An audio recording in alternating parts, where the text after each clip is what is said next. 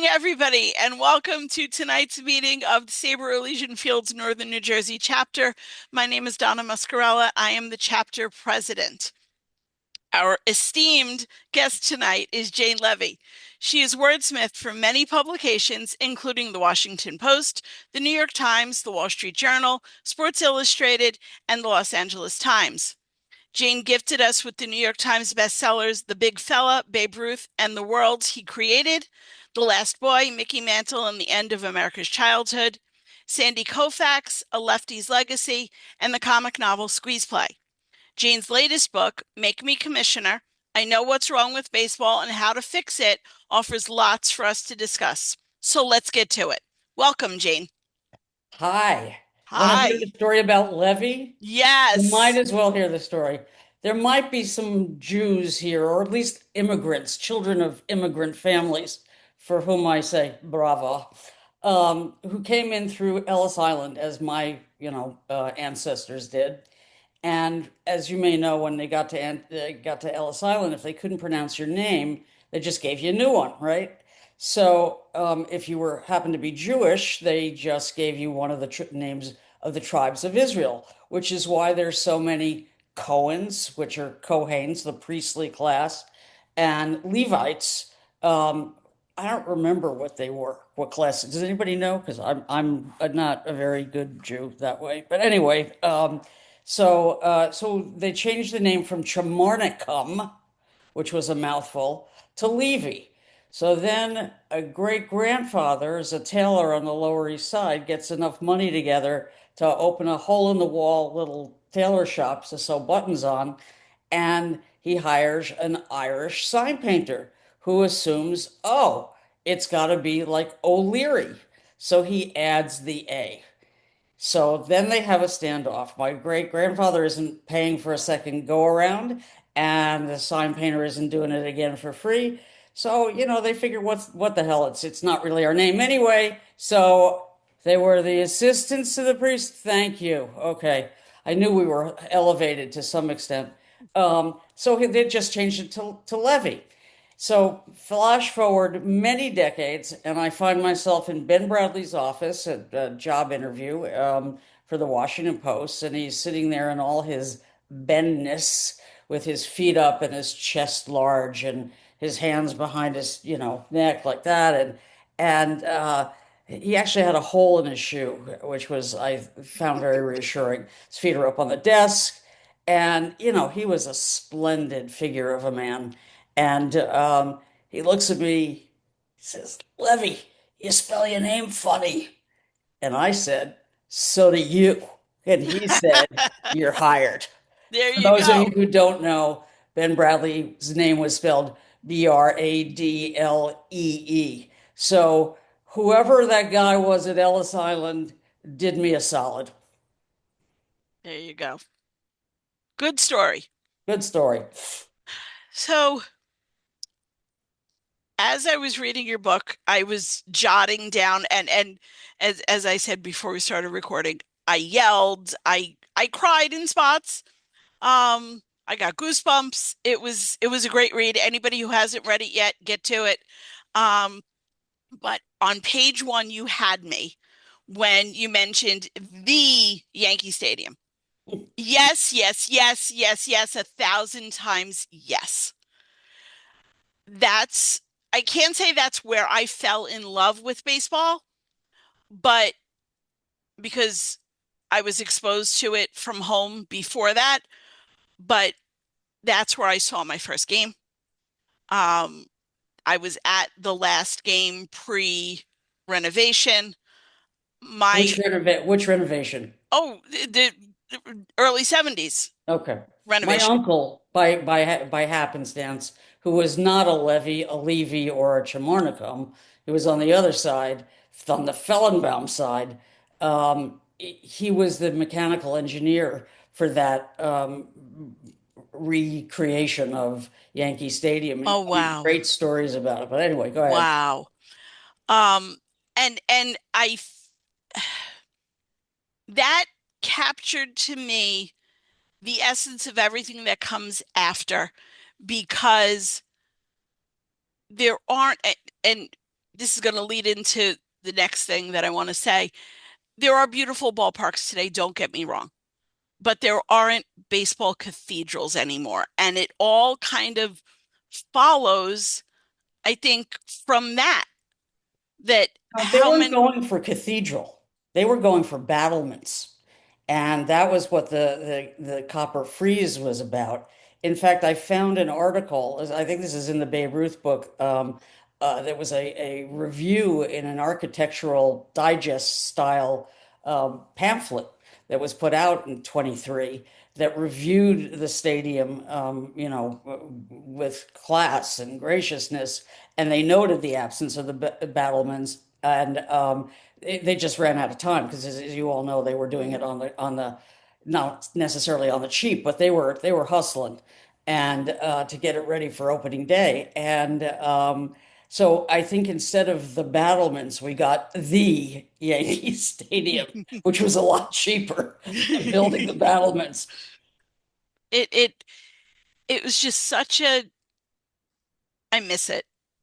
I I miss hate the so. new one. I Oh, Does me too. anybody else hate the new one? Me. It, Okay. Frank DeFord. Definitely. It's like a pretentious food court.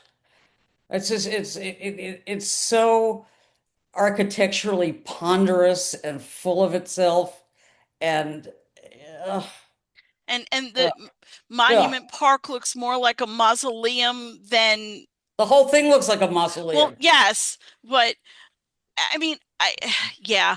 But on to cheerier things about Okay. ballparks. I was so happy to see you refer to Janet Marie Smith as the goddess of ballpark design and to have an entire chapter devoted to her because Thank you. that's where, to me, that's where the joy of modern baseball stadiums is in the kind of work that Janet Marie is doing. She has the toughest task, which is to persuade rich men to do things that they don't want to do with their money. And in the process, to balance, and there's a lot about this in the book, which maybe I care about more than other people do. I mean, she's constantly balancing the demands of modernity as it evolves in front of our eyes, i.e., you got to have the bigger, badder clubhouse. It's got to be a triple decker now, the way it is now in Dodger Stadium. It isn't good enough to have just a duplex. Yeah. They added a whole story in there, and so she's balancing the demands of the modern athlete who wants to be pampered. I mean, Jim Palmer told me that, he once went in to try to talk to some Orioles, not fairly recently, and he wasn't allowed because he was told they need 2 hours of their quiet time and they couldn't be interrupted.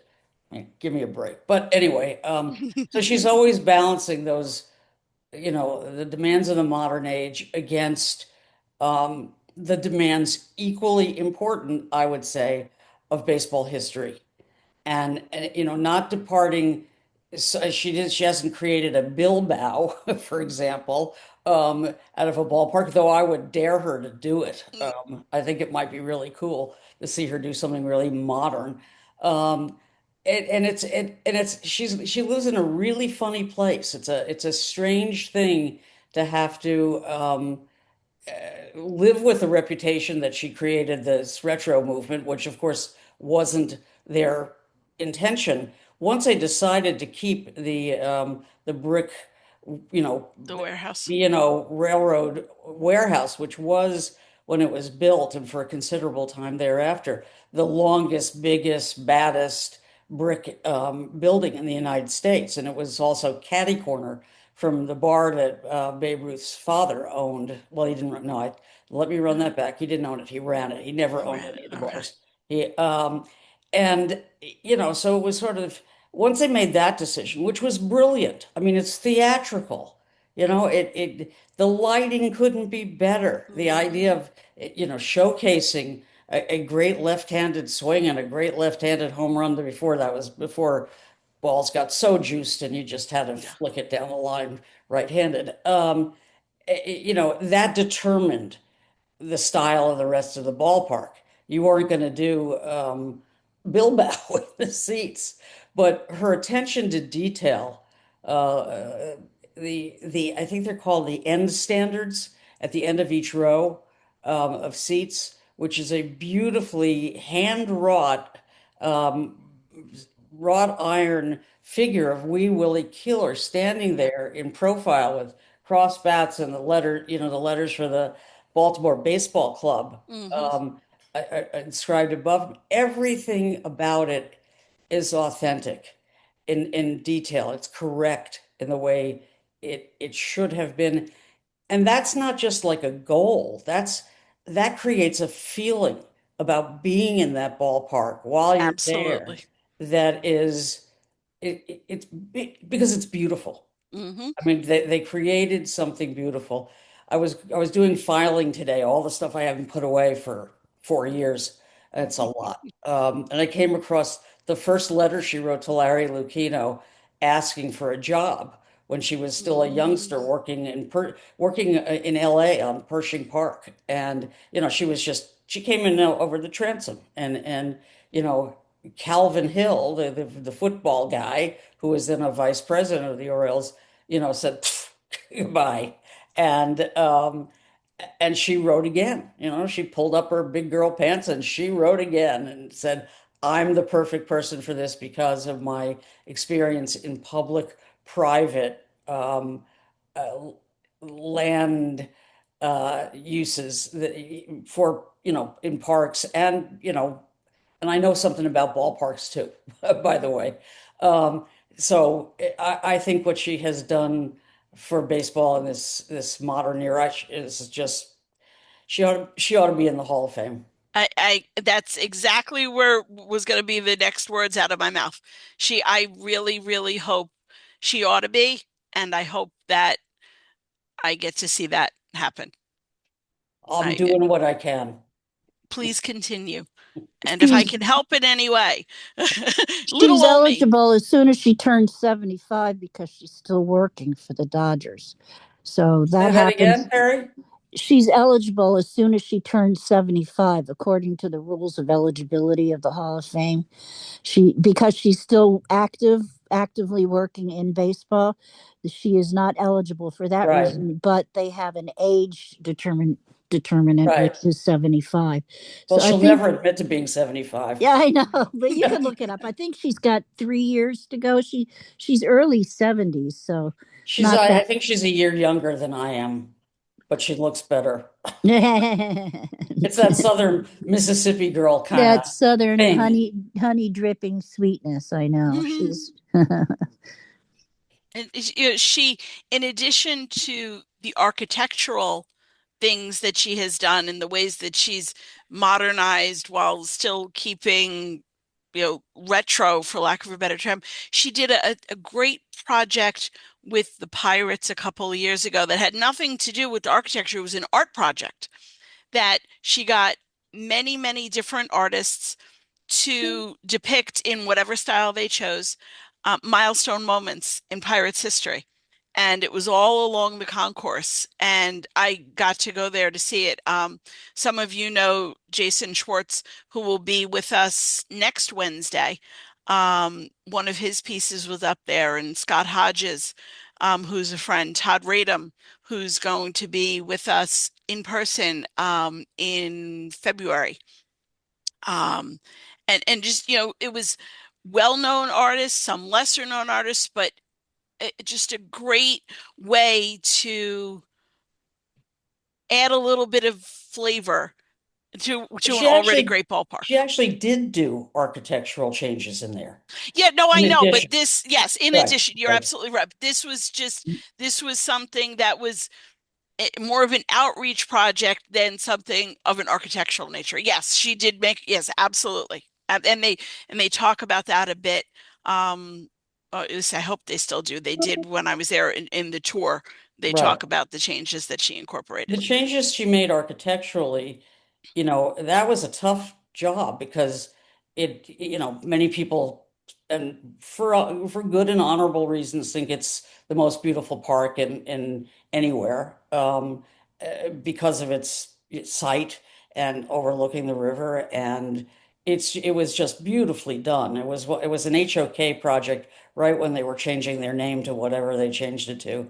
Um, but they didn't do two things, and one was they didn't take advantage of what's called the river walk that goes around the back of the Hmm. stadium along the river walk, and they also in the building it did not leave or provide for a way where you could be watching the river and the ball game at the same time. There's a lot of open space. It was just an open, drag. I mean, you could do drag racing there and roller skates, back in the day. And so, with a very simple change, by taking out 6 rows of bleacher seats in dead center field, you could be standing out there on the Riverwalk, which a lot of people do because they like to drink out there, and there's a lot of Hmm. opportunities to do it. And you could go over and look at the boat pulling up, and then you could look over your shoulder to to the guy on first base. And it was brilliant. But it's not just brilliant in terms of improving the experience for the fans. It's brilliant because she understands that people don't watch baseball, not in a ballpark anyway, the way they Yeah. used to. And those of us who are old and crotchety and think they have to do it the way we did, forget it. That's the modern part of her, is that she understood. And it came out of Camden Yards and the decision not just to use the backdrop of the warehouse, but to create a promenade there that would be open to the public and all year round, which this one isn't, but it is in Baltimore. Yeah. And, it became known as an outfield experience, which horrifies her. But she also recognizes people don't sit for 9 innings and mark their scorecard, if you can even get one anymore, Mm. and wait for the beer guy to come. That's just not who we are made to be. We are restless people. And to some that signifies that we're not really into the game, and that's probably true for a significant portion. But my feeling is you got to get them there first. You got to give them something Yeah. that the modern sensibility is going to find attractive, in order to build up a new fan base, which baseball desperately needs. It's a great segue into um, one of the things that we did talk about at the luncheon at the table that I was at was this idea of people experiencing the game different now and the constant cacophony of sound effects in Ugh. every single silent moment. And one of the things that I threw out there as part of that conversation, I mean, you talk about in the book about how at the banana ball games, you thought there was going to be a conversation and there was no conversation because there was never a moment of silence. And we're seeing that now, certainly at Yankee Stadium and other ballparks. Do you think, because I've noticed it much more in the past couple of years as Banana Bowl has gained more Yeah. traction, do you think it's a Banana Bowl effect?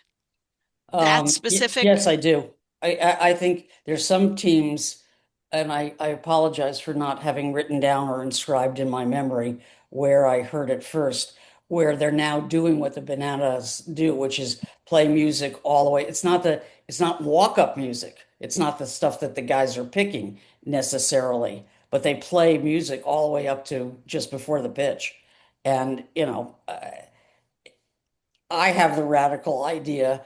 Well, first of all, they ought to sell tickets based on where they are vis-a-vis speakers, and give Mm, people who don't want to have their ear lobes blasted off, an opportunity to pick seats that are quieter, right? I mean, I had seats at the Nats ballpark, which is egregious, I might add, architecturally anyway.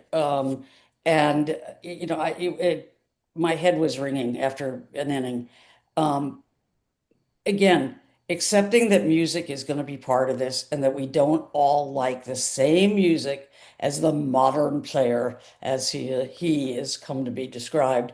It's a reality, but that doesn't mean they can't do what the bananas do, which is they vary the music so that there's something for old codgers.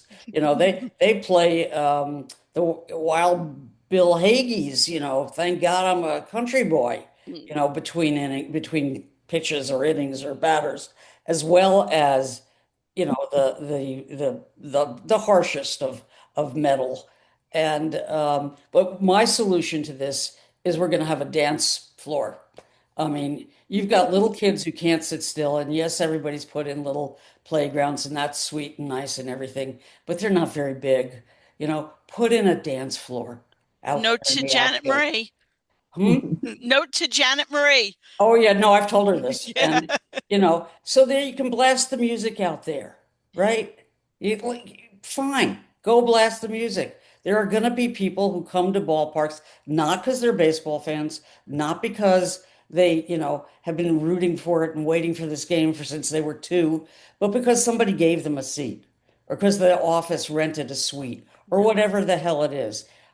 Our job is not to force them to love it exactly the way we did, but to find something in it that they can love that can coexist with that which is essential. Yeah. I don't I've hear a lot of yays there. no, no, no. I my lack of a yay there was just because I agree with you. I miss being able to just sit there and enjoy the sounds of the ballpark. Like I said, I think they have to market seats and say some are going to be really, really loud. This Yeah. is where we have our speakers, Yeah. and they're Yeah. up to 120 decibels. I mean, the apparatus that they've got at Yankee Stadium now is you can't think. The manager can't think. Nobody can think. Yeah. Um, and but look at, do you go to restaurants that are quiet these days? If you're lucky, you can find one. You Yeah. know, Yeah. I actually think another thing that can be done without, completely bring back what? Bring back Jane Jarvis. Oh yeah. Um, if we can find her, right? How about the fact that it costs so much to eat in a ballpark? Which is it's you can find cheap seats and a lot of people are doing promotions.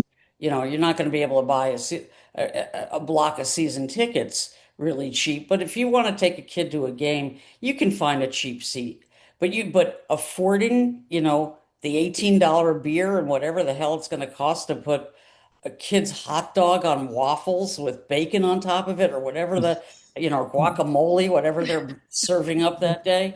How about, since they have picnic areas, how about bringing back a place where you can go and you can bring your own food? Yeah. They Hmm. used to let you do that. They This, used to let you where do you bring your own food, Keith? Yeah, Yankee Stadium, you can still carry in certain things.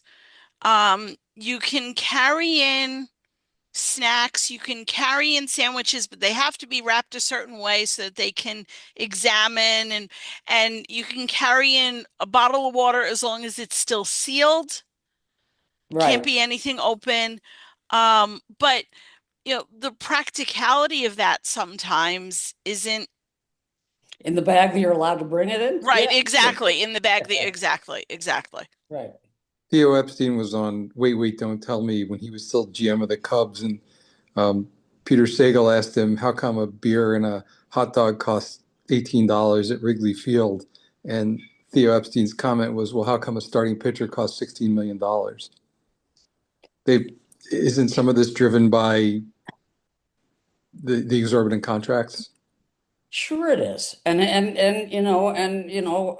dollar doesn't go as far today. I mean, but there is no doubt in my mind that every single goddamn thing in the game, from your biceps now to the area behind the mound to the area, in foul territory is optimized, and people know it. If they can get a buck out of you for something, they will. And, you know, do I think they have big costs? Yes. Do I think any of them are really going broke? No, I don't. I No, think they lie. absolutely not. They lie about it. And, one of the things that really offends me, and they're talking about it more now. It's just Ken Rosenthal wrote about it, though I wrote about it first. It's in the book. Um, is the idea that part of the resentment of the players and their absolute, obstinate kind of disapproval of a cap is because they know that the luxury tax money that is going to teams like the A's, the Rays, the Bucks, and who is the other one? Oh, Miami, I think.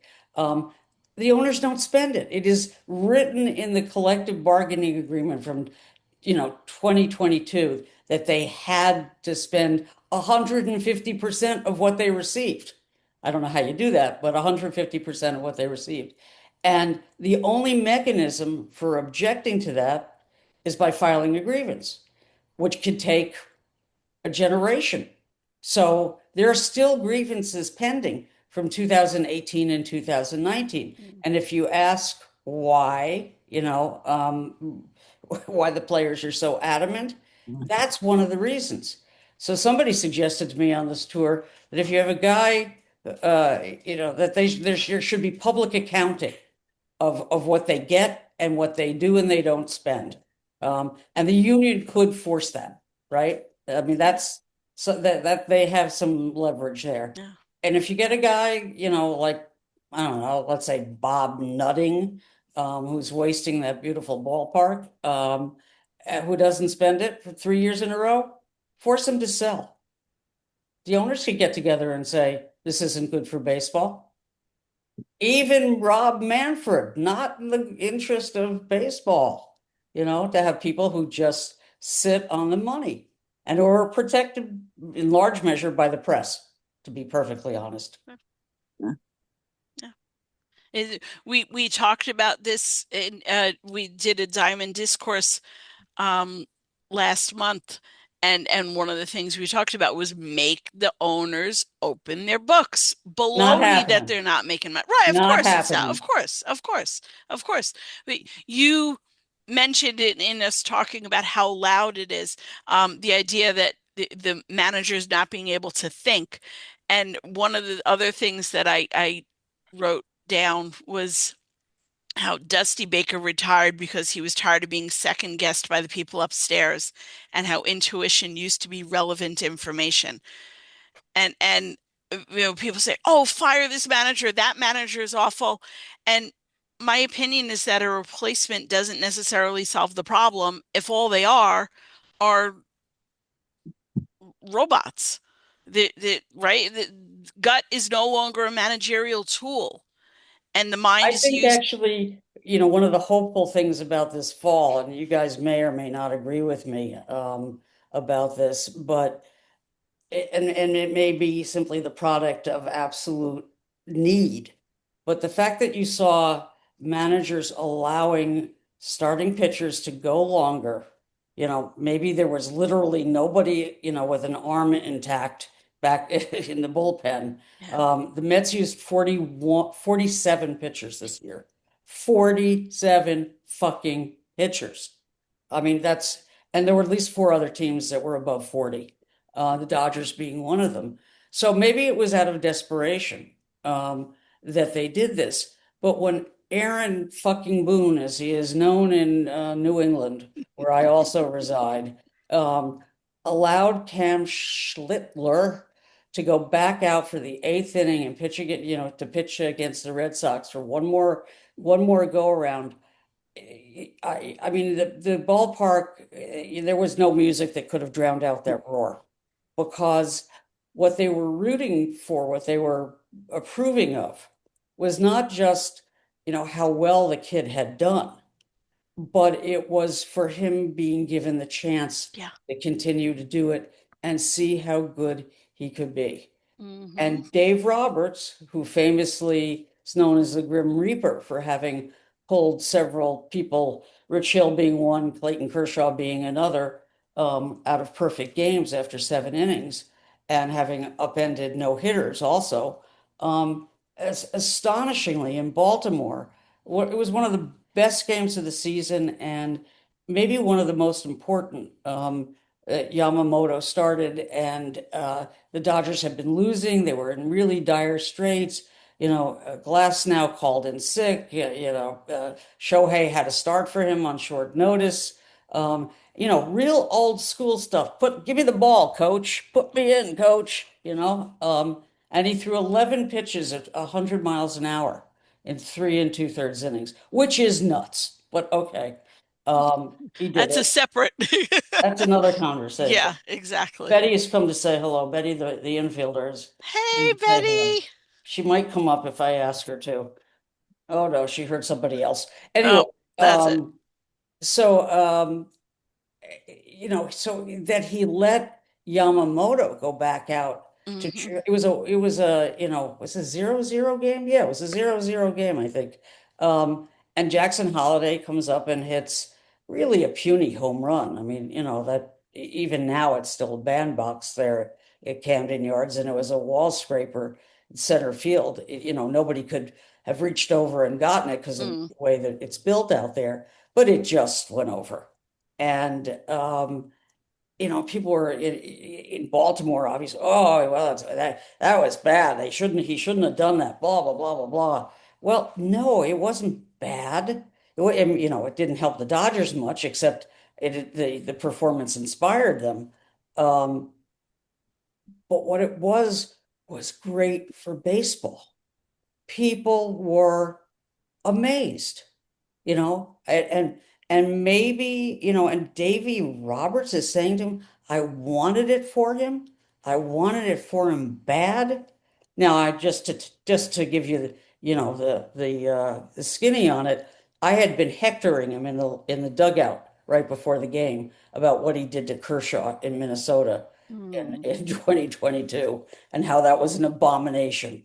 Now, that decision was made in advance. As you may recall, he had a Yeah. perfect game after 7 innings. It was his first start since September of 2021. He'd been injured. His arm he had whatever it was with his arm. It was cold. He hadn't thrown much thanks to the lockout in spring training. But it was a puny Minnesota lineup. And people kept saying, "Oh, well, it's too cold for him." But AJ Ellis, his old catcher, said to me, the only guy in the entire stadium who was warm was him. But the batters wanted the at-bats over with. You could see they did not want to have a ball hit off the wrong part, the end of the bat. That wasn't going to feel good. Um, but the decision was made before the game. And what it doesn't allow for when those decisions are locked and loaded, and AJ came up with this. He said it doesn't allow for strategic dexterity and it doesn't allow for the exceptions. Um, if ever there was somebody who wasn't going to, be the norm, it's Clayton Kershaw. That's what defines greatness is that you're Yeah. not the norm. Um, and those kind of people should be given a longer leash. Um, no, not as long as the leash, when he left him in the World Series for God knows how long, looking like shit, which I wonder if they had an agreement about that before Mm. the game. Does anybody know? Has anybody heard anything about that? Because he really hung him out to dry. Yeah. Um, but anyway, long story short, that's what baseball's been missing. And when people say to me, "Oh, you hate analytics," the analytics numbers are, I stink at math, but even I can see that they're right about what they're right about. The percentages are the percentages. Doesn't mean it's always in your interest to abide by them. Yeah. It is true that, that you're going to score runs more easily, more efficiently with a home run and a walk than you are trying to string together, four singles. But what this game today doesn't allow for is um, is for greatness to become great, for teams to be dexterous, for the texture of baseball to be multifaceted.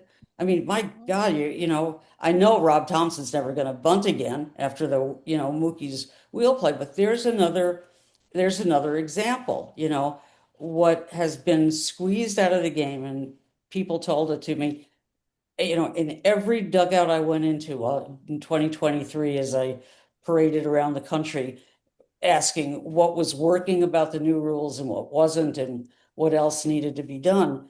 And they all bemoaned the loss of the human element. The human element recognizes that Kershaw is different. The Yeah. human element is what you saw from Mookie Betts setting the wheel play in motion, and talking to his infielders. That didn't come from upstairs or from an index card in his cap. That was pure athletic intuition and experience and knowledge of his own body and knowing what he could do, um, in a position he'd never played full time in major leagues before. So analytics can tell you what has happened or is most likely to happen 9 times out of 10, but it can't tell you what's going to happen the 10th time because, first, it hasn't happened yet. And second, you're always going to be dealing in baseball with the imperfections that you can't control.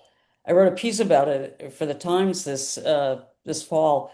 The idea that control is possible, over everything that's going to happen on a ball field. I mean, what about that gust of wind? What Yeah. about who thought what's his name? I'm mad at him still, so I'm blocking his name. Yankee hurler with who tore his elbow but forgot to cover first base. Oh, Garrett Cole. yes, thank you. Who knew he was going to have a brain fart? What about the seagull? Yes. There's always going to be something, and it's those things that make baseball its best self. Hmm. And so, these all these young guys with their numbers and their, computers, don't they know controls, an illusion? Maybe they have to get a little older to find out what we all know, which is, come on, you know, you can't. Not with a round ball, and us and doing things. How about that those pebbles infield in Washington D.C. in Game 7 of the 2020, sorry, 1924 World Series. Those are the special moments. Those are the things you want to see. Yamamoto coming in and doing an impersonation of Randy Johnson in 2001. It's I had this odd thought. Do any of you like to read fiction at all? No, yes, no. Have you heard of a Chinese American author, Gish Jen? She has this great book out now called Bad Bad Girl, and it's stunning. She also wrote a baseball book that I helped her with, which is how I got to know her. It's called The Resistors. It's a dystopian feminist baseball novel. It's funny. It's fabulous. But she and I were talking about this. Wouldn't it be something if the Japanese save American baseball? Return the favor, you know, for what Ruth and Gary did in 34. Because to see Yamamoto in the dugout, I mean, I actually cried, taking notes in a notebook with a writing implement, and then staying and cleaning up, the mess in the dugout. I mean, I assume all of you have been in a dugout at some point. It is not a pretty place after they get done fouling it. Yeah. It's gross. They've been spitting in it all, and there he is cleaning up. You know, they respect the game in a way that I don't see so many American athletes doing these days. Absolutely.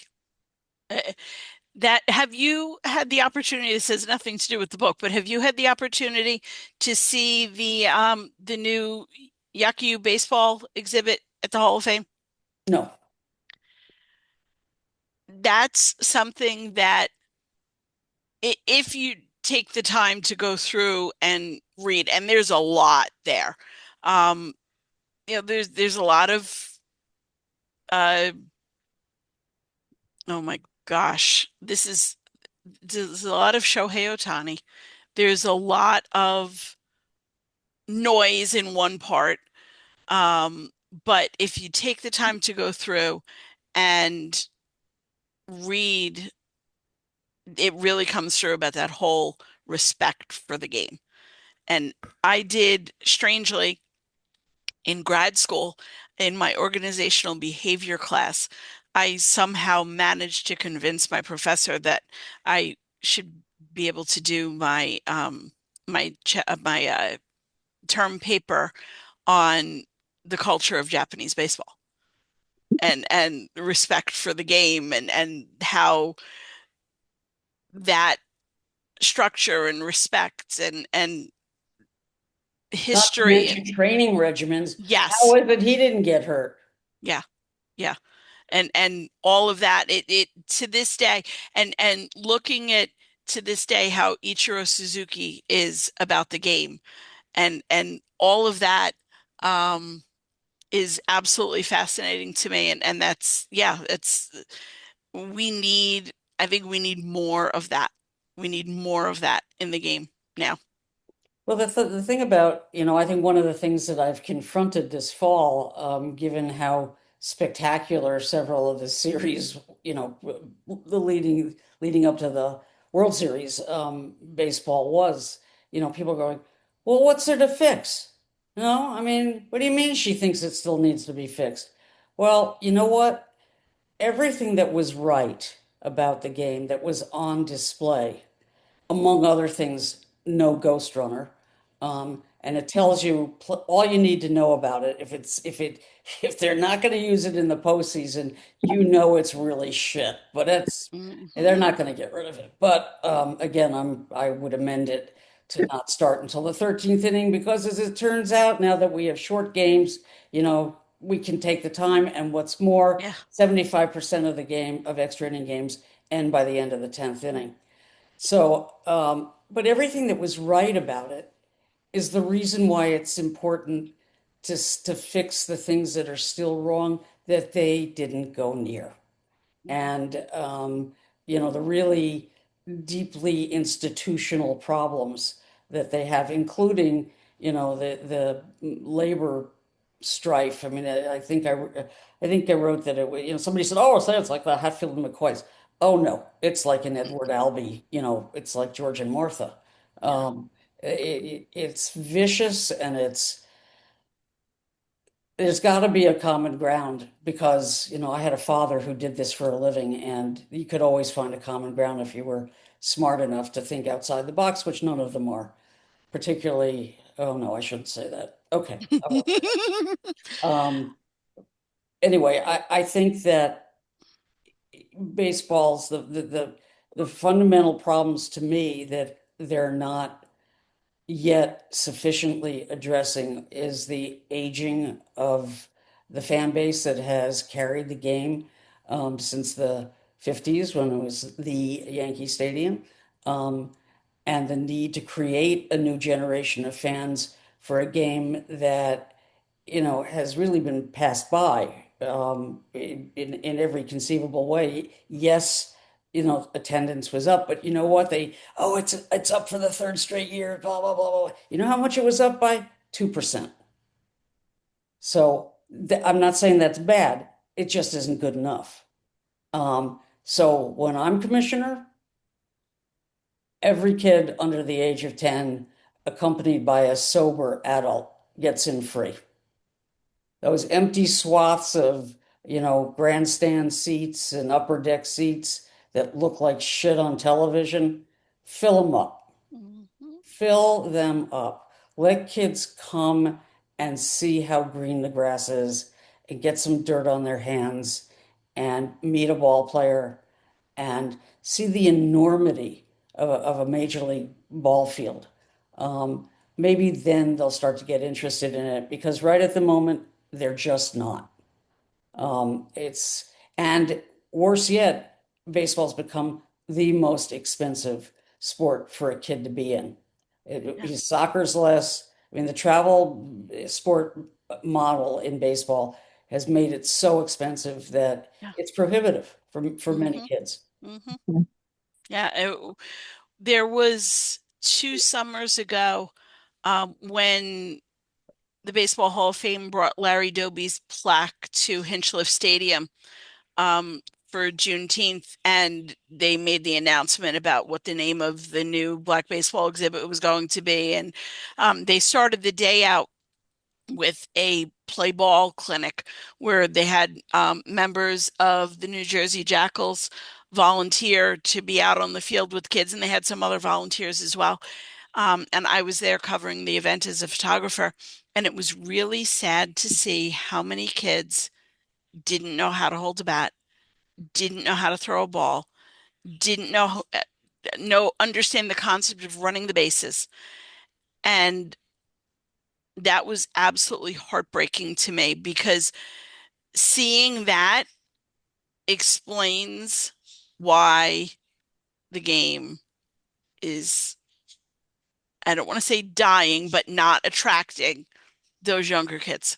Well, it's also because they cut the minor leagues and Well, shreds yes. and cut off the chain of affection, is how I would put it. And I mean, there's a lot of things I wouldn't have done. I understand that, and I mean, let's be real. If you got a guy in Class C baseball or whatever the equivalent is today, who tears his ulnar collateral ligament, it costs as much to fix that kid's elbow as it does to Garrett Cole's. And he's probably wasn't going to play in the major leagues anyway. So it's understandable given the extraordinary medical expenditures because of pitching. And that is my second biggest concern. It isn't just that it's bad for the guys. Maybe it's not so bad. They go and they once, twice, there's one guy who's had it 3 times. But it's bad for the game. It's unhealthy for the game because you can't root for guys who aren't there. There are no aces you can rely on who are going to stick around. I actually said to Dave Roberts, can you see Shohei at some point saying, enough with the pitching because he's had 2 Tommy Johns already? And he said, yeah, I could see it, but he wants to be the guy, to pitch and hit in a World Series. Well, he's done it, and guess what? He got blown up. No, I wasn't surprised. no, me neither. I think, but the storylines that were most affecting to me, um, starting very young, were those matchups. That's not a word you use anymore. You can't, I mean, unless you're trying to find a way to match up and you can't because all your relievers are, their arms are dead. But, those things gave people a reason to go to the ballpark. You know, uh, if Kershaw had been allowed to try at least to complete that perfect game, um, the headline the next day would have been this guy who's done everything in baseball except this one thing, you know, goes out on a cold day, without it, barely pitching in 4 months and throws a perfect game. That you pick up that newspaper, if there was one left or whatever online, you might say to yourself, I'd like to see one of those. I'll go to a ballpark. I might Yeah, get to see one of those. yeah, You can't get to see, Koufax Gibson, Koufax Marichal, Greg Maddux, Tony Gwynn, Kershaw and Bumgarner. All those weren't just occasions. Those were narrative storylines that held the history of the game together and gave people a reason to go. So it's not just, Bill the Spaceman Lee called me the morning after uh, Davy pulled Kershaw, and he was crying. And he said, "Did you see that?" And I went, "Yeah, I saw that." He said, I said, "Spaceman, why are you crying?" Because the guy didn't get a chance to find out how good he could be. And isn't that what sports is about?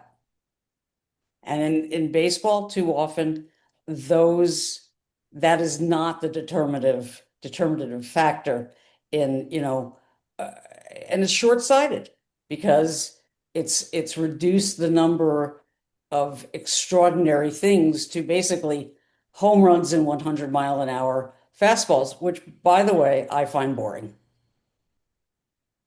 Yeah. There are two things in that vein that I want to find notes. Oh, yeah. A transition to home run or strikeout baseball is what has made the game less interesting. I would rather have a 4 hour game with bunting, moving the runner, using the power alleys, and seeing eyeballs than a game under 3 hours that has lots of dead time. I love good defense as much as good offense. The art of the defensive play is on display far less. I didn't say that. You is in your book. Did somebody else say it? That's from your book? No shit. Sorry. Okay, I don't remember writing that, but it's been a long book tour. What can I say? But that and the other, the best baseball is improbable baseball, That, yes, right? Yeah, that I right. recognize. And on those notes, I we're see, gonna we're I gonna see raised hands. we're gonna switch over. If you've got a question, we've got time for a few. um, Go down to the bottom, hit react and raise your hand. And we've got three up already. Victor, go for it. Yeah, so Hi, Keith mentioned Victor. this in his in the chat, but Donna, when we had Marty Appel on, he talked. His words were the unholy alliance between Major League Baseball and the betting sites, and we've Oh, seen already it's a some nightmare. minor leaguers and a couple of major leaguers. It, what are your thoughts? Because first of all, it's so hypocritical, and second of all, it scares the you know what out of me. You're right to be scared. Um, it didn't take a genius to write what I wrote, which is, it's wrong for baseball. It was wrong for baseball because um, it was, people are human and there are people who are addicted to gambling. Let's be real, but you can't spend a century beating your breast and saying, we're the professional sport that's above it all. We don't tolerate this. Goodbye, Pete Rose. See you later. And then turn not just on a dime, turn on $1 billion because that's what the lobby interests told them they were going to earn. Once the Supreme Court legalized this in 2018, all of this was inevitable. Hopefully, somebody is going to be smart enough at all, the major sports to figure out how to do something about the prop bets because that's where the danger is. You could bet on whether the Dodgers are going to win the World Series again, and somebody will give you odds on it, I guess. I mean, my grandfather was a, a bookie and a rum runner who serviced the polo grounds, and for which reason my dad became water boy for the New York Football Giants back in the day when they still played there. This isn't a moralistic or holier than thou view. I just think that what's happening on the college level with kids, losing their shirts. They're just online all day, but they're not going to school. I think they have to control the prop bets. And my other, one of the other points I said there were several that I focused on. One is the pitching injuries, which are so costly, $1 billion last year in injuries, two-thirds of which were from arm injuries, pitching arm injuries, but the lack of blacks in baseball and in baseball stadiums is, to me, again, it's another, uh, you said, hypocritical. It's pretty hypocritical. Every time Jackie Robinson Day comes around, I'm like, okay, sure. It was 6.2% of major leaguers were American-born blacks this year. It's pretty lousy. They've really lost something. They've lost their claim to be, I don't want to say DEI, but to be inclusive. And they've lost the character of play that those guys brought. I mean, not everybody who's black is automatically fast and talks about themselves in the first person, as Ricky Henderson did, but he was charming and God was he fast, right? You know, I heard a story, I don't know, remember if I wrote it actually, about Willie Mays playing a game in a Mexican League ballpark, where railroad tracks went through the middle of the outfield. And a train's coming and he beats the train. He goes across the tracks, catches the ball, throws it back over the train.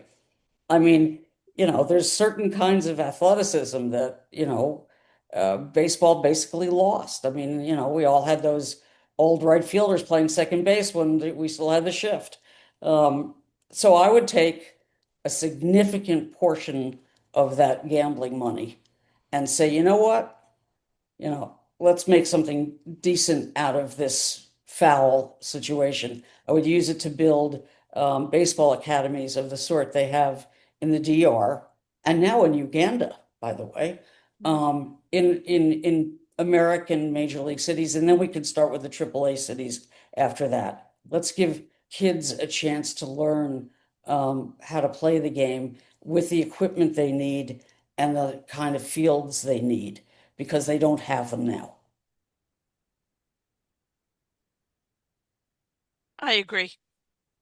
That would be absolutely wonderful to right, let's take the money and put it for a good cause that not just is good because it gets the kids out and gets the kids active, but it gives us hope that future generations will care about the sport. Right. Craig, our wonderful editor-in-chief of our chapter's newsletter, 11th Hi, Street Eagle. Greg. Hello, how are you? I'm good, thanks. How are you? Good. Um, it's been said that everyone thinks that baseball was perfect when they were 12 years old or something like that, and we always want to go back to that. And I'm kind of wondering what do you think 50 years from now, if they're still playing baseball, today's 12-year-olds will be pining about? I mean, they'll be saying, "Oh, these pitchers They'll don't be even saying pitch." that soccer game was really great. Yeah, yeah, I can see that. But it just Um, seems like we're not leaving a very good legacy for these kids with the current game. but it's not that baseball hasn't always changed. It has. I mean, we all know they used to throw underhand and that the mound was a different distance from home plate. It always changed. The question was whether it was going to be concerted change and, monitored, and controlled. And it wasn't. They just did nothing. Uh, the game was rudderless in terms of leadership, that they couldn't see that Moneyball was coming. I mean, were they not reading Bill James in the 80s? I mean, they had to wait for Michael Lewis in 2003 to say, oh, there's going to be an issue. Of course, it was going to change, and it's going to continue to change. The challenge is much harder, which to to preserve what's best about the game while accommodating, you know, um, what is now and what's coming. I mean, I actually think, for example, the challenge system is okay. I mean, it's stupid to bury your head in the sand and say, it can't be better, that this can't help. Even if it just helps guys feel like I had a chance to protest, right? I mean, um, If they go full robo, I'm out, Mm. right? But I think the challenge system is a good decision. I think the pitch clock, which ironically was already on the books, just never enforced. I mean, that's one of the great jokes about this whole thing. For years, decades, they depended on in the setting sun to be their pitch clock. But there has been a rule about, hastening the game along for decades, and they just never enforced it. And, nobody has an answer for why that is. That was a good change. Putting the Ghost Runner in for the COVID year, okay, fine. Keeping it, uh, on the other hand, let's be real, they're not going to get rid of it completely. It is not going away. That it's very hard once yeah, Ghost Runner is terrible. I agree with you. It's a different game completely. Just like when they decided, let's end the All-Star game with a batting practice. Yay! Is anybody shocked that Kyle Schwarber could hit four meatballs into the stands? Not No, me. no, It's like, no. they do that kind of thing in a real game, and again, I'm out. But recognizing that the technology exists and it's only going to get better, um, you have to acknowledge that and make room for it. Agree to what you can, live with. I mean, I think this may be better. I mean, there are a lot of really shitty umpires they can't get rid of. And, and some of the calls, we're all yelling at the television, right? Or yelling at No. in the ballpark. So I think in some ways, you can let off a lot of steam. It'll be interesting to see how many times the umpires are wrong. They are in general, because of the technology, because of StatCast and Pitch FX before that, they're better. They know where the lines are. But they're still going to have to leave a little. And a lot of people I've been talking to are like, how are they going to make the strike zone that's in the rule book cohere with this percentage thing? I mean, what is 55% or 52 or 53% of Giancarlo? I mean, are they supposed to do the math in their heads before every at bat? No. It's crazy. It's that's going to be the big topic of conversation. Oh, look at the pooch. Who's that? Oh, that's Craig's. Craig works for the Seeing Eye, which is an organization that trains seeing eye dogs, and he very often in his home Here, Betty. has puppies in training. Oh, well, come here, Betty. Come here. Betty the dog is a major character. Where are you? Yes, I need to see her. Come here, Betty. Come here. Betty's been sick. Yeah. So, no, Yeah. she's hearing something. Come All on, right. Betty. I might have to go get a treat and bribe her, Okay. which I'm happy to do. I Gary, what do you want to talk about? Well, Well, wait. Before we go to Gary for 1 second, I want to throw something else in there about these bizarre ways to end games. And I wish that I had this committed to memory. But, the Frontier League is an independent league that's one of the MLB partner leagues. And they have some bizarre sudden death rule in there that it starts with a ghost runner and then if after I think it's an inning or two of ghost runner, then you get to decide if you're offense or defense. And just boom, the game's over. It's like I said, I don't obviously don't have the rule of that committed to memory, and I've only seen it twice, but it's horrible. It's absolutely horrible.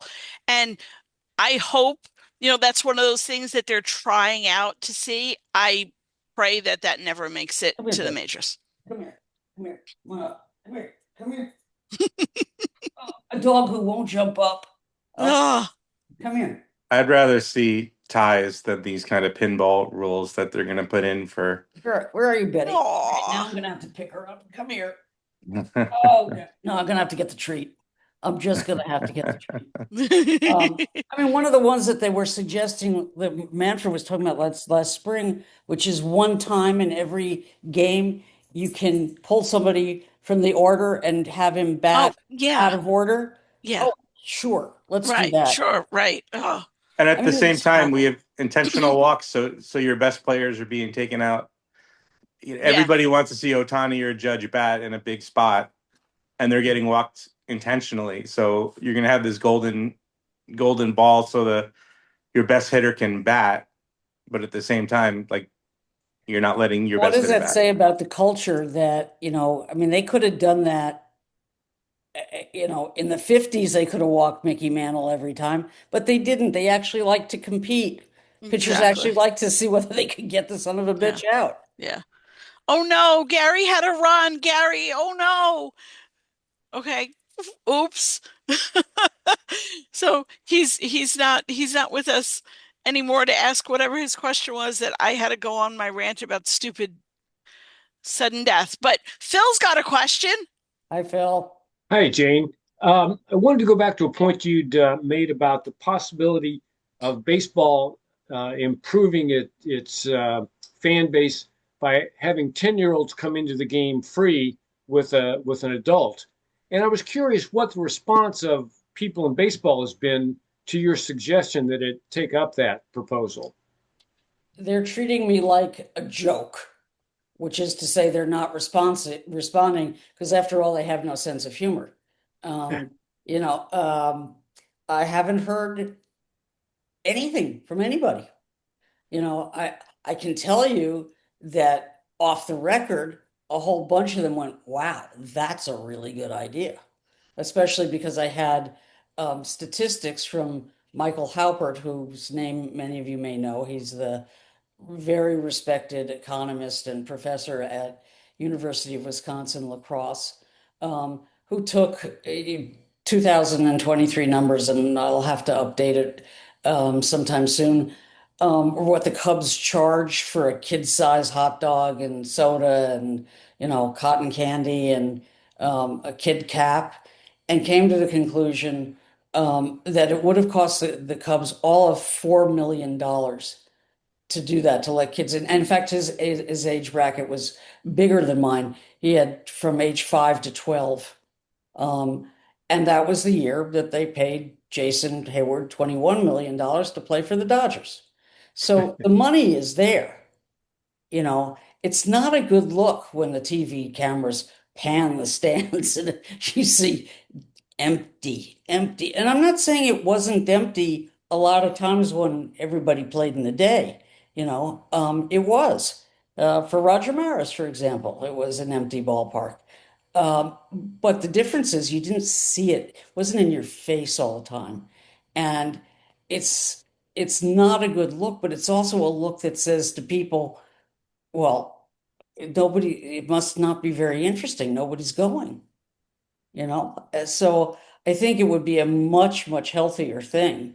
I think in general, they need to learn from the Savannah Bananas, by which I mean they don't need to do every goofy, stupid thing that Jesse Cole has thought up, but they need to think like Jesse Cole. Um, Ball players on the 60-day IL ought to get their butts into the stands and meet people. I mean, nobody ever pulled a groin shaking hands or signing an autograph. The distance between players and, everybody talks about what it was like in Brooklyn in the 50s, the boys of summer. That ain't happening anymore either. That's not coming back, but even the infrastructure um, of ballparks today makes it hard. I mean, Lee Smith at Cooperstown, when he came to see the Bananas, and he loved the Bananas for exactly this reason. He said, I still have friends that I made in the stands when I was just sitting out there in the bullpen at Wrigley. You know, it's a very distorted perception, so that when Joey Votto, who was the last person I know who went to do this, and he had real trepidation. What are they going to want from me? What are they going to take from me? Is it going to be dangerous? And he's talking about Cincinnati, for God's sake. You know, and of course he went and he ended up being charmed by the experience. Now he's a pretty extraordinary guy. I really like him. But you got to learn from that. And there was the bananas are, I don't know. Apparently people like to go back. I've seen them 3 times. That's enough. I don't feel compelled to go back again. They are fun the first time around. If you want to dance in your seat, you get to dance in your seat. Um, I, that's why I'm putting dance floor out in the outfield. So, um, but he's very smart in having the players go into the stand. So there was a party animal, those are the pink guys, who are intentionally recruited to be very studly, and they're always taking off their shirts. It turns out that bananas have become a big destination for bachelorette parties for that exact reason. But the moment that affected me deeply was when this big, you know, studly guy, he kept his shirt on for this, sits down next to this little boy and asks him to sign his jersey. And the kid's like, huh? You want me to write on your. And you think about that inversion of relationship, is a way of saying, because of course in America nothing matters more than getting somebody's name on a piece of paper, but the inversion of that relationship and what it said about the kid being important was it's brilliant. It's absolutely brilliant. And Major League Baseball should have somebody doing that at every game. Just a brief comment about that. When I used to go to every Mets home game back in the early 1980s, they had a player named Ellis Valentine. And Yep. I have never forgotten this. A kid was sitting right above the dugout and he slid his glove across the top of the dugout and asked Ellis Valentine, "Will you please sign my glove? Please sign my glove." Ellis Valentine took the glove, signed it, slid it back across the dugout, and then a second glove came sliding across the dugout. And I was sitting there, "What's that?" And the kid said, "What's that?" And Ellis Valentine looked up at him and he said, "Sign mine." And it was just the greatest moment I ever saw. Yeah. That kid, that will stay with him for the rest of his life, that moment. So, And yeah, I'm sorry, I didn't mean to cut you off. I no, thought no, please. no, I'm I done. mean the assistant bananas manager is a recovering lawyer, was standing watching Recovering. me, and his name is Viro, and he said that kid just became a baseball fan, and he didn't say he became a bananas fan. He said he became a baseball fan, Yeah. and you know, people think that the changes have to be all, huge. They don't have to be huge. If you took 10 things that are in the book about how to make it more accessible to fans, and did them all at once, announced a package, imagine Rob Manfred. It's not going to happen, so I'll do it. Getting up and saying, we get how expensive this is. We do. We get it, So this is what we're going to do. And one thing is the kids get in free.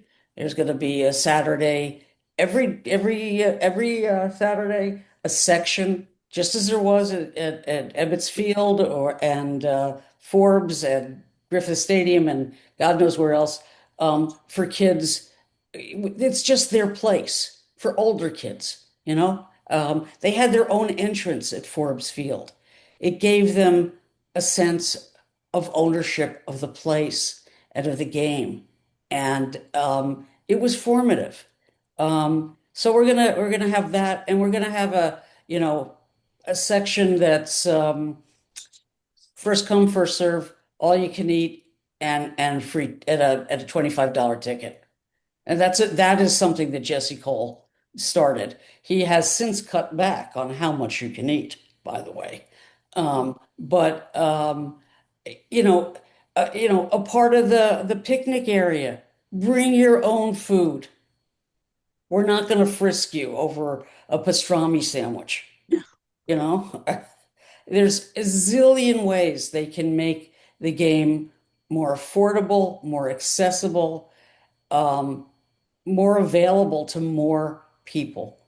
And and if you did them all at once at a big thing, be a big deal. You When's the get last people's time? attention Yeah, and when's the last time Major League Baseball held a press conference and said, "Here's what we're going to do for you"? yeah. Yeah. Ugh.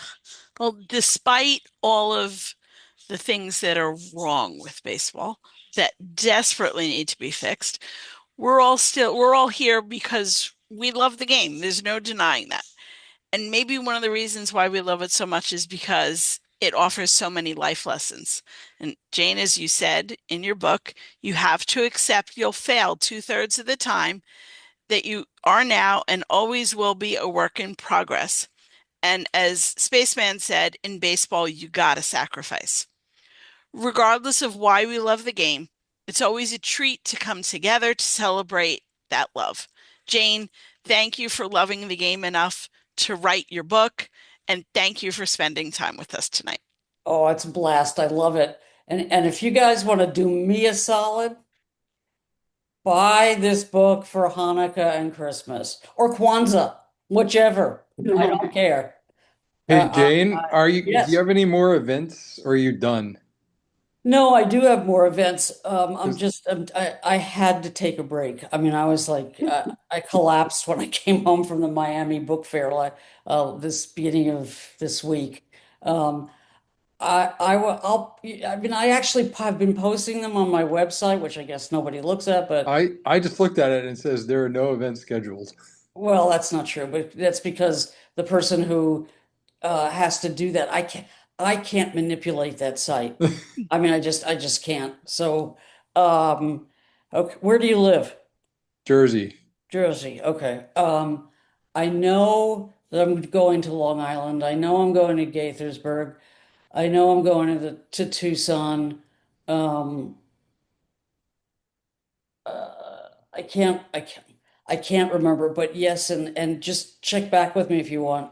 I'm actually one of these people who's in the phone book. You can call me. It's fine. And Jane, like you did with the event at the Yogi Berra Museum, if you know that you're going to be in this area, please let me know, and I'd be happy to blast that out. If you want one of your, calendar people, whatever, I'm always happy to share. Either depending on when the event is, either we'd advertise it in our newsletter if we have enough notice, or if it's something short term, I can easily do an email blast and let people know. Yeah, I want to buy some for gifts, but I want to get them signed. Speaking of names on a piece of paper. I can we can work that out. I just did that with a friend of mine in Boston. Either I can send you book plates, which isn't quite as nice, No, but or you can send me the books if you want. I can do that. Have them mailed to me. I'll sign them, whatever. Put like send me a list of who they're for Yeah, and yeah, yeah. how you want them autographed, and then I'll send them back to you. I can do that. Are Um, Easy. you? and well, if you want them personalized, that would be the best solution. Yes, Is there another possibility? I know, Jane, you left some signed copies at the Yogi Berra Museum, correct? Yes, I did. Yeah. Yes, So a there's bunch some signed actually. copies at the Yogi Berra Museum as well, which is easy and local for Or people. I could sign some more, and I mean, depending on how many you want, I can sign a bunch and send them, have the publisher send them up. The publishers don't know how to publish books anymore. They are run by analytics also. And the way it gets decided what books are going to, yes, Victor, I'll share my address. What books they're going to publish is they have to find, like when you sell your house, a comparable. You have to find something that was just the same, but 5 years ago, and they need to look at the sales figures from that. So what that does, just as baseball, it conspires against originality. There's a reason so many books are so much. It's the same reason that all SUVs look alike, right?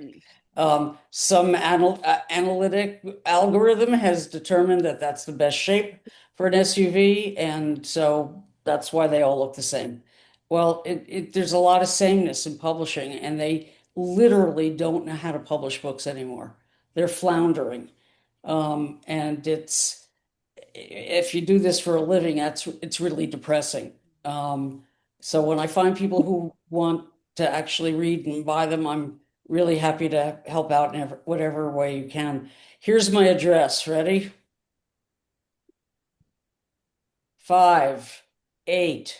5803 Chevy Chase, like the actor, he grew up here.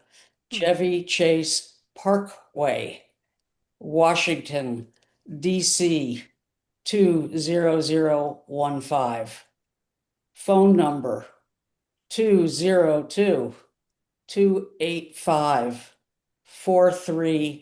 202-285-4379. Email, my name, both parts of it, Jane Leavy and the number one, Jane Leavy one at Gmail. I'm probably going to come up to New York around Christmas. But they don't think that book signings sell books anymore. And Hmm. having been to one in Cincinnati where, three people showed up, which is like horrible. It's horrible for the author, it's horrible for the store, it's horrible for me. They're not entirely wrong. They just don't know how to sell them anymore.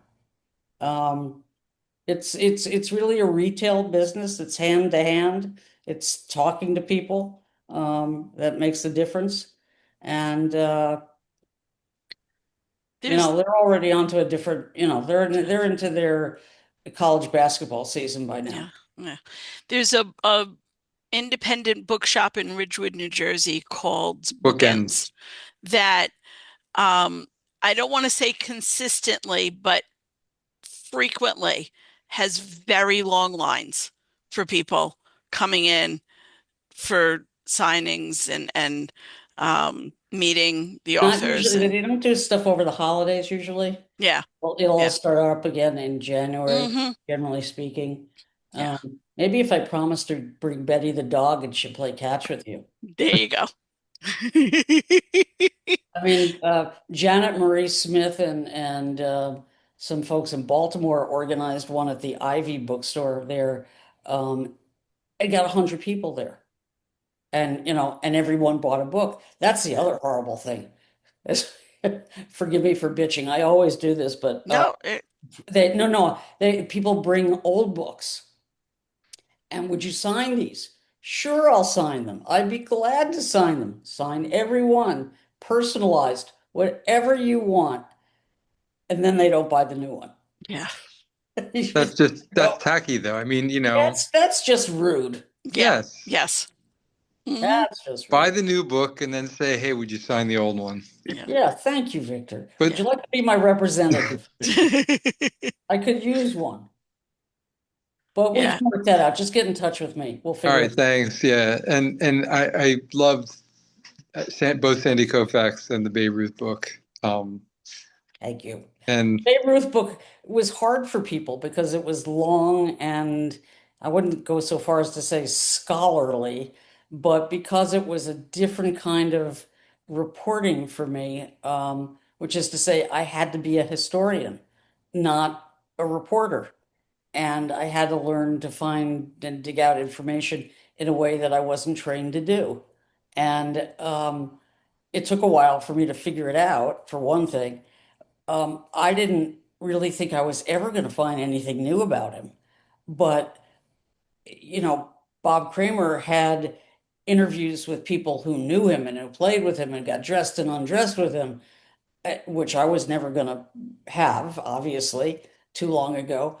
But what Bob couldn't get access to, was all the records about his childhood and his parents' divorce and stuff that were just made available because of the process of digitizing everything in the Maryland State Archives. Mm, So you never know what you're going to find and where you're going to find it. And so many other books that were written about him were just laudatory. There was no critical thinking involved. Well, I mean, I think that, it, there are very few originals in the world, you know, and he certainly was one. And despite Adam Ottavino's confidence that he'd be a utter fool today, Jason Ochart, who created the Driveline batting project and who now runs the Red Sox minor league hitting system, thinks he'd be fine. Give him a 32-ounce bat, he'd be fine. I mean, he was a spectacular athlete. Hi, Mm. Barry. Um, Patrick asked, do you prefer buying the book from your website or a book vendor like Barnes and Noble? Um, I'm going to say something that's really bad for an author to say. I prefer them to be bought from independent bookstores. We all need to support them.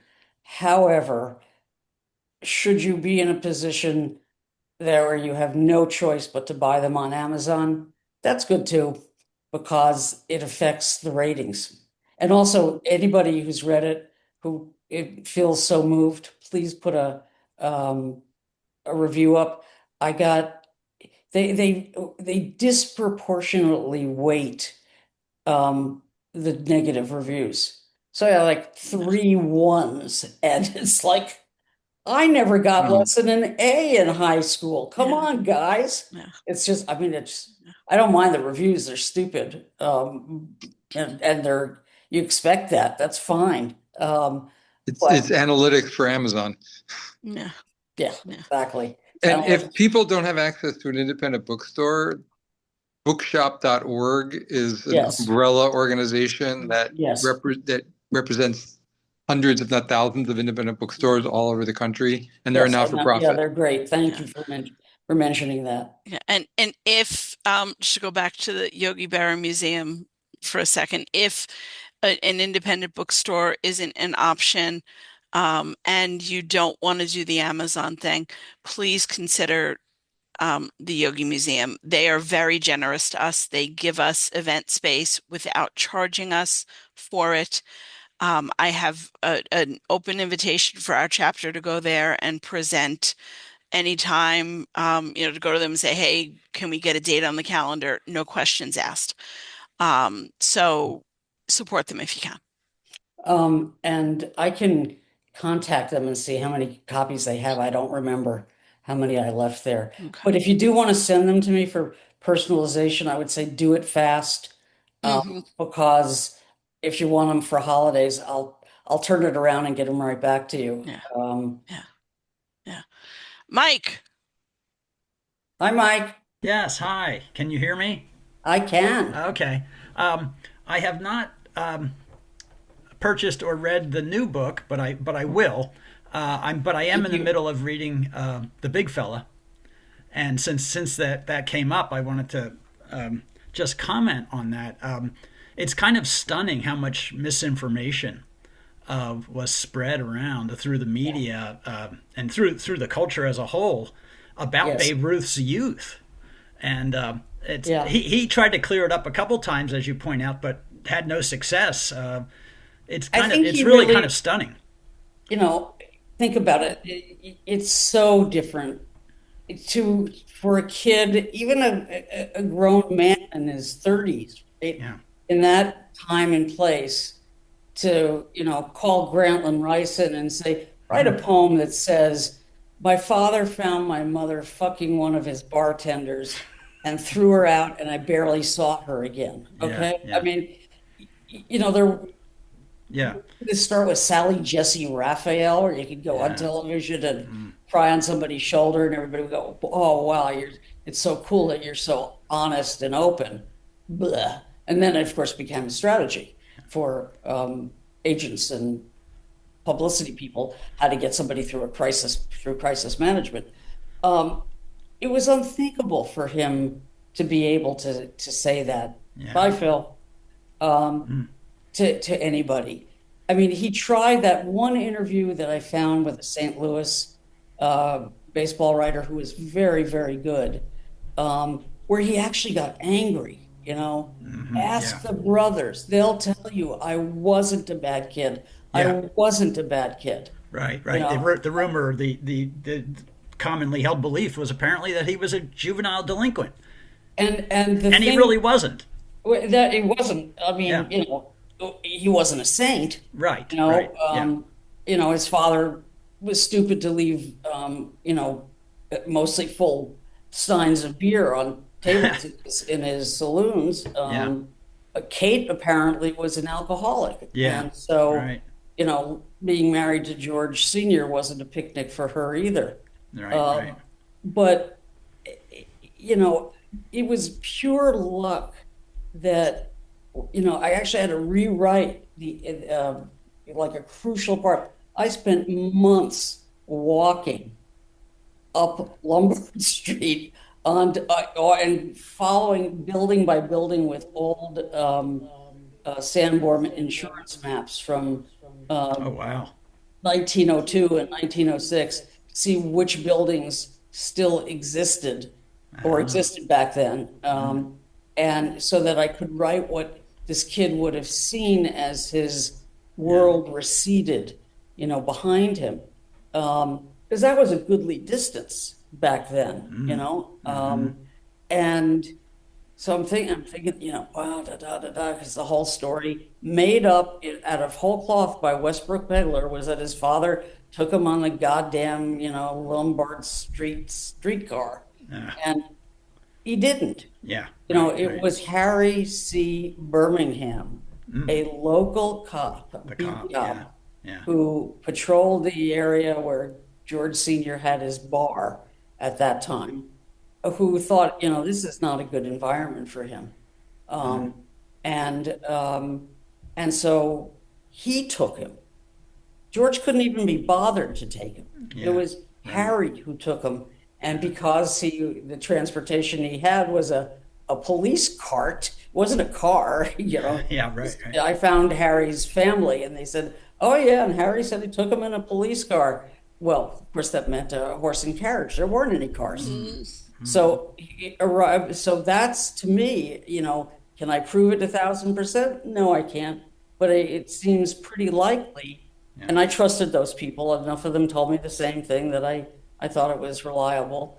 But so if you arrive in a police car at St. Mary's, what's everybody going to think? Yeah. Right. You're a Right. bad kid.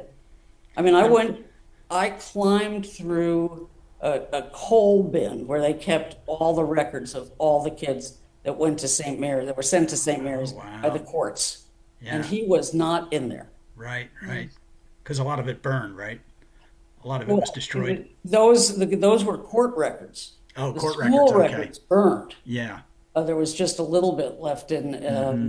downtown Baltimore, but the court records exist, and you can find a habeas corpus. Mm. The writs, and so and so got sent. Who was the other kid? I'm blocking on this. There's another kid who was a good pitcher, made it to the Bill somebody or other. Mm. Oh, from that same school. Yeah. Yeah. Yeah. Anyway, there's something in my lamp. Yikes.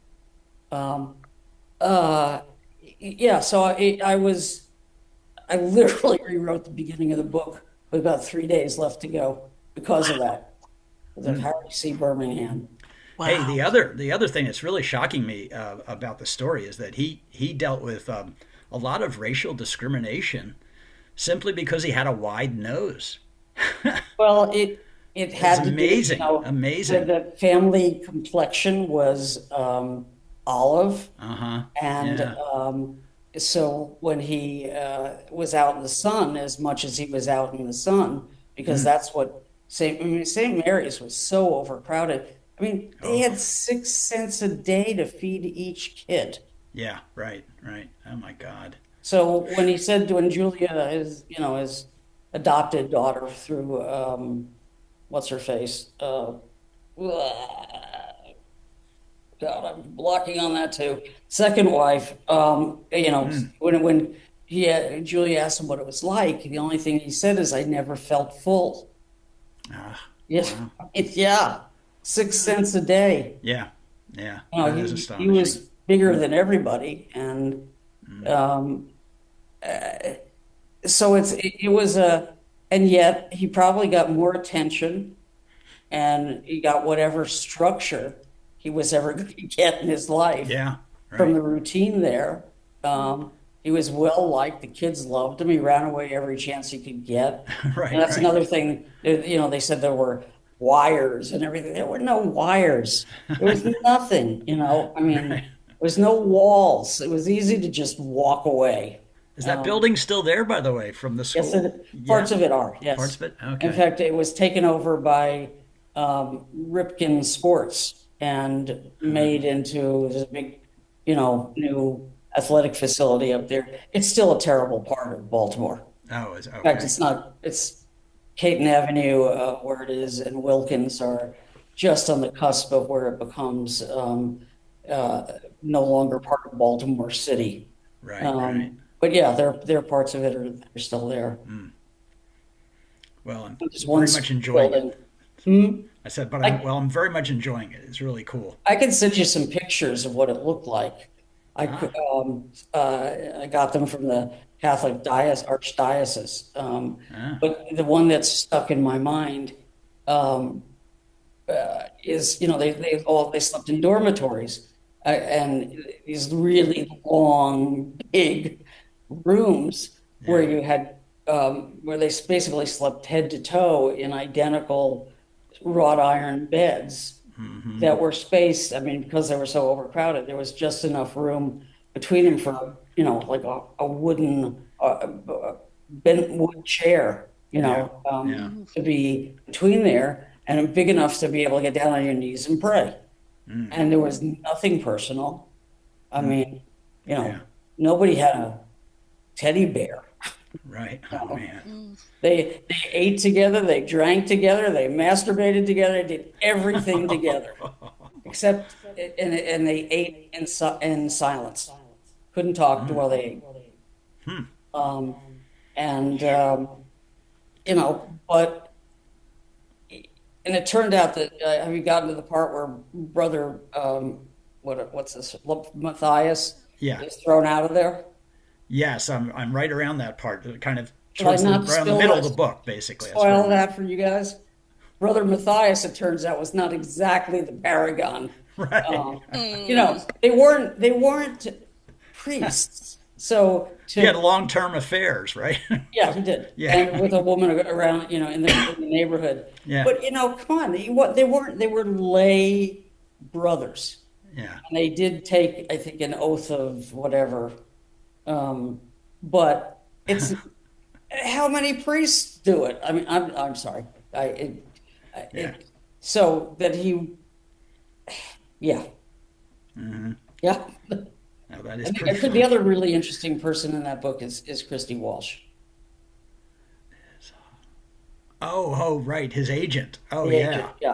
Yeah. Oh, yeah. That is pretty amazing. Yeah.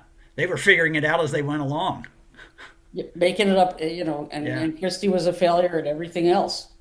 I was Mm. just gathering, I'm just taking all the, 4 years of reporting and trying to organize it because I'm not good at doing that. It's like forgetting to do the footnotes, which I did for the Babe book because, I knew it was going to be judged as history. Yeah. And if you're going to be, writing history, you have to be historic. Yeah. You have So, to cite your sources. Yeah. yeah.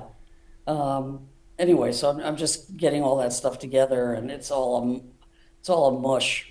Mm. It's just Well, it's I was thousands. just surprised that guy Christie, that he even got the job. I mean, he worked. He was very good at it, but he was lucky Yes. to get that job. Well, he was imaginative. He Yeah. lied. Yes. Yes, he was. He lied his way into his apartment. Well, very nice talking to you. Thank you. Well, Anybody else? anybody was gonna say last call before I give a reminder to everybody about what's up next. Let me see if I can find Betty. You want to Okay, see? yes. Does You anybody here really want to see Betty other than yes. Donna? Okay. Other than Donna. Let me find Miss Betty. Okay. Hey, where are you? Betty Boo. Well, while Jane is finding Betty, Yeah. we get together again next Wednesday, December 10th, meeting co-hosted by SABR Baseball Cards. We're going to be doing something that they did, eh, I think, just once before, but went over really, really well.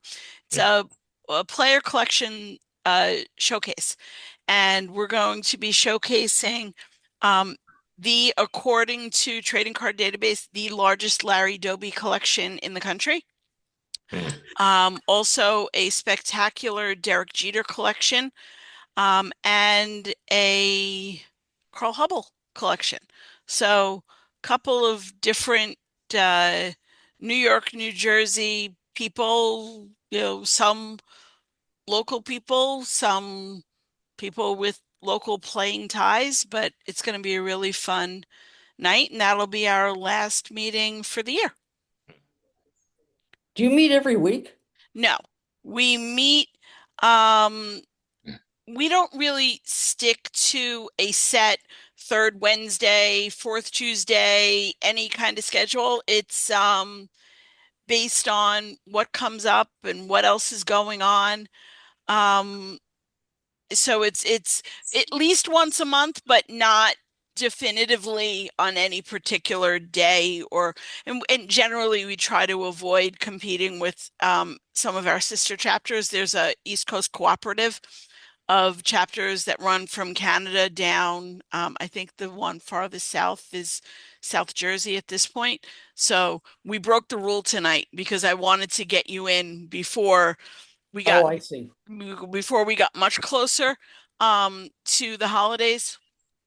And so we're meeting tonight on the same night as the Northern New England chapter is meeting, but that's okay.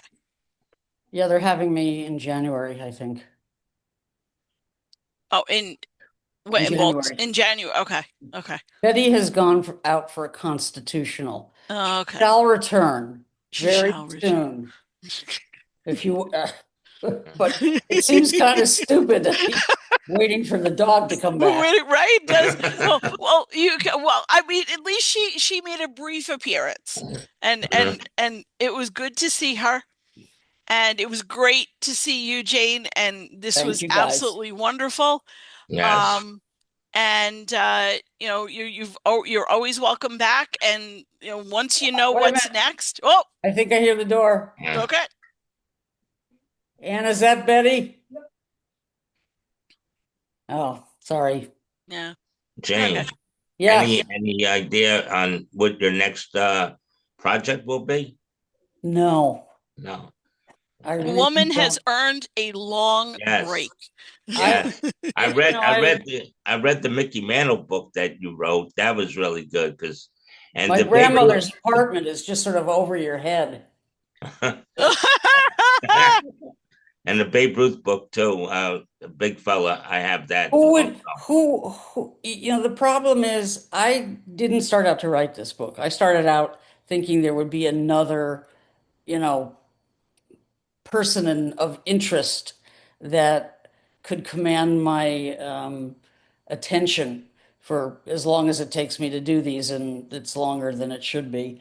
Um, I couldn't find one. I Mm, mean, access to these guys these days for reporters is so limited. I mean, so limited. Um, I've been lucky to have, ongoing access to a bunch of the managers, to Bregman, to Crawford, um, to, like Scott Hatterberg, all those guys, I talk to mm, all the time, to Showalter, you name it. But that is rare. And I couldn't think of anybody that was okay. You notice that the bullpen gate is open in that picture behind you? Yeah, I did just notice that, John. Just talk about yeah, it Yeah. is. Well, that's And wrong. is Wow. that mantle at the plate? Who's at the plate? I can't I'm not tell. really sure right now. I'd have to blow it up really to see. The kind Yeah, of I can't tell. Um, I can't tell you. I miss that place. Oh, I miss that Oh place. yeah, that So I, John, who would you do? who would I do as Yeah. far as I I don't know. I thought it was like Carl Yastrzemski. Okay, Um I'm gonna be, real I'm politic. not I'm Real, not po- I'll be. yeah, I don't mean I'm gonna be politic. I'm gonna go do real politic. The German, okay. nobody fucking cares outside of Boston. Then all right. Yeah, I just thought or how about George Brett? Nobody fucking cares outside of Kansas City. Uh, They wanted me to do Nolan Ryan hmm. because Texas is so big that if you Right. just sold it in Texas, you'd be fine. Yeah. Um, and he's not a really good guy, No. and life is too short. I don't need to do that. Right. I don't mind doing somebody complicated or flawed, but Mike, that's a really good question. I have, I don't want to say high standards because that's too highfalutin. I think if you're going to write a biography of somebody, it behooves you to be Mm. able to speak their native language. Yeah. And so, um, they suggested do Mariano. I didn't want to get into Mariano's two families. Some reporters like that kind of thing. Hmm. It doesn't, I kind of gag on it all, and you'd have to do that in great depth. But again, I don't speak Spanish, Right. and it just seems wrong. I thought about doing a core four book, uh, Hmm. but one afternoon trying to get two agents on the phone, it was enough to dissuade me. Mm. They would want complete. Somebody's doing bonds. Mike, Mike's asking about bonds. Um, I don't know. People fall back on doing a year. I, the year I would do if I was going to do a year would be 98. Mm. Mm. That's Um, yeah. but There's a lot you could write about 1998, that's for sure. Oh yeah. okay, what's the biggest thing that happened outside of baseball in 1998? You're Yeah, asking the wrong crowd. put me on the spot. And just thinking back after you asked me that question about who would I write about, I don't know why I came up with Carl Yastrzemski. That was just off the top of my head. You know who I was really loved and always do love, but there's been many books written about him. Lou Gehrig. Yeah. Lou Gehrig was always Um, one of my yeah, favorite I all think time John and I favorites. did a great job. That's my other rule. Mhm. If I think somebody's done something Yeah, they've as done a well as lot. it's going to be done, Yeah. I won't mess with it. And also, John's a friend, Mhm. Yeah. so uh, I'm trying to think any. okay. So the ruble crashed in '98, and Mm. Viagra was invented. Ah, Ah. Yeah, that I didn't know. interesting. Mm. Interesting. I'm trying to think somebody like Buck O'Neill. I mean, I would love to see another F. A. Manley book done by a Yeah, woman. right. Um,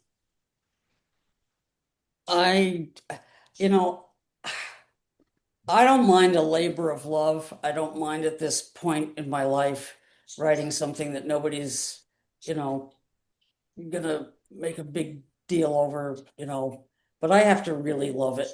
yeah. Um, Mm. Yeah. and over my dead body, Mm, Mike, Uh, he mm, was just done, and it, uh, he is yeah. he is still a pig. He will never get over being a pig. I'm talking about Pete Rose. Mm. I mean, nobody will, I don't think will ever do DiMaggio again unless it's a course corrective book, saying, oh, really, he wasn't such a shit to women. Yeah. Mm. I mean, I shouldn't be saying this. I was asked to review Charlie Learson's book on Ty Cobb for the Wall Street Journal. I refused.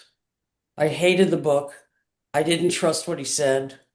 And when somebody's been written about too much, what basically happens is then you go, oh, I'll write the opposite opinion. And, I'm sure you could find people say he was nice to a black man once. I didn't trust it and I wouldn't review it because I don't want to get up there and just say it's trash and I don't trust you as a writer. I don't trust the reporting. Yeah. Maybe somebody who has the reputation of opposite of pig, but probably most people outside of Baltimore may not care. Brooks Robinson. You can't even sell a book on Cal Ripken because he's so boring. Right. Yeah. I mean, present day players are really tough. And most of the old ones have been written about. I mean, there are always stories, that you come across. But how do you find them? It's, sometimes somebody tips you off. That's great. Hey, did you know? No, I didn't know. It's like when Julia said to me, well, of course they were separated. They were divorced. And I went, they were what? She said, oh, I just thought everybody knew. That's the only way I found out about Kate and George. And then because of digital, libraries now, I could go and type in George H. Ruth Sr. in the Baltimore Sun archives and come up with notices that he refused to pay her bills. And he took out ads saying he was not responsible for paying her bills.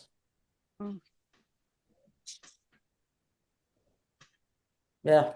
When Janet Murray gets into the Baseball Hall of Fame, you can write. I've actually suggested to her that we write a book together. That would be fantastic. She's I wonder what the Dodger facility in Uganda looks like. Janet Murray is as a major role in your new book. I'm sorry? No, Janet Murray Smith, the woman who's responsible for, how do we sum it up in a sentence? You can't. Oh, here's Betty. Hey, Betty. I'm not familiar with that woman, actually. Janet Murray Smith is the Hey, Betty, I have a treat. There's a whole chapter in the new book dedicated to her, but she's basically, she's the force behind Oriole Park at Camden Yards. She's the force behind the modernization of Fenway Park, Dodger Stadium, PNC. Not that PNC Fenway is old, but she saved This dog is so well behaved she won't jump up for this. Well, I'll find out about her when I read Jane's new book. Yeah. Hey, Betty. There she is. Betty, look up. Oops. What did I do there? No, you're still there. You're here. Oh, sorry. Wait a minute. There's some ad that I can't get rid of. Oh. That I pressed by accident. McAfee, which won't go away. Oh, no. I don't know how to get rid of it. Oh, can you still see? I can see. We can still see and hear you fine. Betty. Oh, did you see her now? Yep. There she is. She's filthy. Here, come have a treat. But you really need to see her play baseball. Yeah, exactly. Well, one of the things that I haven't yet done in my life is Cape Cod League ball. So maybe someday I'll run into Betty at a Cape Cod League game. She's a firebird. Okay, Betty. That's the last Aw. one now. Oh, your nose is cold. It's cold here.